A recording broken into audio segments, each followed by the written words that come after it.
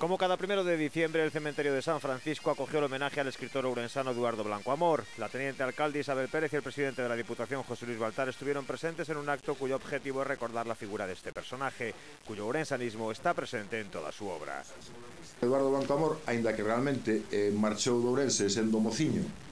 tivo unha vida rica en experiencias, en amigos, en viaxes, en amores, que viviu en Buenos Aires, que era na época que ele estaba ali, pois ainda sigue sendo a capital cultural da América do Sur, unha gran urbe, que estivo unha tempada en Caracas, que estivo en Chile, onde foi celebrada a súa novela en castellano, La Catedral y el Niño, que é unha novela na que ambientada pois en ese entorno da catedral en Juan de Austria,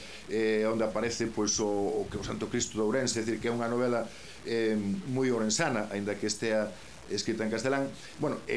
Blanco Amor, que tivo todas as experiencias e que viviu tantos anos en cidades tan interesantes, excepto un libro de crónicas que dedicou a Chile, que é Chile a la vista, e uns relatos primeirizos ambientados en Buenos Aires, realmente dedicou toda o grosso da súa obra, a súa obra en galego, as novelas Asmorga, Xente ao lonxe, os seus relatos Os Víos Bardos, pero tamén as novelas en castellano Los Miedos e La Catedral y el Niño, todas están ambientadas no Ourense de principio do século, que a patria da súa infancia, non?